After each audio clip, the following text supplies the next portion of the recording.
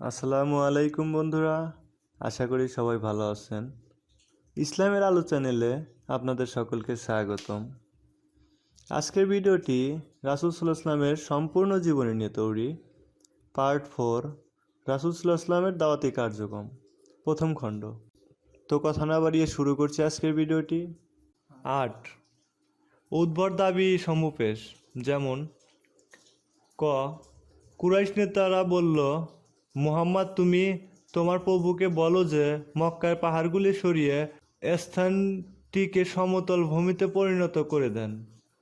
খ, এখানে নহরসমূহ প্রভাবিত করে দেন, যেমন সিরিয়া ও ইরাকে রয়েছে। গ, সাফা পাহাড়কে যেন স্বর্ণের পাহাড় বানিয়ে দেন। ঘ, তিনি যেন আমাদের বাপদাদাদের জীবিত করে দেন এবং তার মধ্যে অবশ্যই আমাদের বিশ্বস্ত নেতা ও পূর্বপুরুষ কুহাই বিন কিলাব থাকেন, যিনি এসে বলবেন যে হ্যাঁ, আল্লাহর কাছে তোমার কিছু মর্যাদা আছে এবং তিনি তোমাকে রাসূল বানিয়ে পাঠিয়েছেন। জবাবে রাসূল প্রেরণের 3টি উদ্দেশ্য বর্ণনা করে আল্লাহ বলেন, অর্থ, তিনি সেই মহান সত্তা যিনি নিরক্ষরদের মধ্যে তোমাদের মধ্যকার এমন একজনকে রাসূল করে পাঠিয়েছেন, যিনি তাদের নিকটে তার আয়াতসমূহ তেলাওয়াত করেন ও তাদের হৃদয় জাগ্রতকে পরিচ্ছন্ন করেন এবং তাদেরকে কিতাব ও হিকমত অর্থাৎ কুরআন ও সুন্নাহ শিক্ষা দেন। যদিও তারা ইতিপূর্বে ছিল স্পষ্ট ভ্রষ্টতার মধ্যে। 9, দুনিয়াবি স্বার্থ লাভের দাবি পেশ। এক সময় তারা 3টি দাবি নিয়ে উপস্থিত হয়। 1, তুমি যদি সত্যই নবী হয়ে থাকো তবে মজিয়ার মাধ্যমে সারা পৃথিবীর ধন ভাণ্ডার আমাদের কাছে এনে দাও। 2, আমাদের ভবিষ্যৎ ভালো মন্দের বিষয়গুলি বলে দাও যাতে আমরা আগেভাগে সাবধান হতে পারি। 3, তুমি একজন ফেরেশতাকে নবী হিসাবে এনে দাও, আমরা তাকে নেতা রূপে মেনে নেব, কেননা তুমি তো আমাদের মতোই একজন মানুষ মাত্র।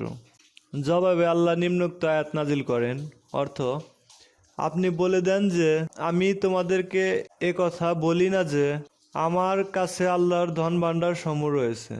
এছাড়া আমি অদৃশ্য বিষয় অবগত নই। আমি কথাও বলি না যে আমি ফেরেশতা। আমি তো কেবল ওহীর অনুসরণ করি যা আমার নিকটে প্রেরণ করা হয়। আপনি বলে দিন যে অন্ধ ও চক্ষুয়ান কখনো কি সমান হয়?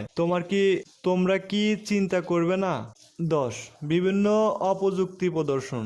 যেমন ক, তারা যুক্তি দেখিয়ে বলে, আল্লাহ প্রেরিত রাসূল হলে সে কখনো মানুষের মতো খাওয়া দাওয়া ও বাজারঘাট করে বেড়ায় না। আল্লাহ বলেন, অর্থ, তারা বলে যে এ কেমন রাসূল খাদ্য হার করে ও হাট বাজারে চলাফেরা করে? কেন তার নিকটে ফেরেশতা নাজিল হলো না যে তার সাথে ভয় প্রদর্শনকারী হতো? জবাবে আল্লাহ বলেন, যদি আমরা কোনো ফেরেশতাকে রাসূল করে পাঠাতাম তবে সে মানুষের আকারই হতো এবং তাকে ওই ধরনের পোশাক পরাতাম যা তারা পরিধান করে। খ, তারা বলল, যদি নিতান্তই কোনো মানুষকে নবী করার ইচ্ছা ছিল তাহলে মক্কা ও কায়েফের বিত্তবান প্রভাবশালী কোনো ব্যক্তিকে কেন নবী করা হলো না? আল্লাহ বলেন, অর্থ, তারা বলে, কুরআন কেন 2 জনপদের কোনো প্রধান ব্যক্তির উপরে অবতীর্ণ হলো না? জবাবে আল্লাহ বলেন, অর্থ, তারা কি আপনার প্রতিপালকের রহমত বন্টন করবে?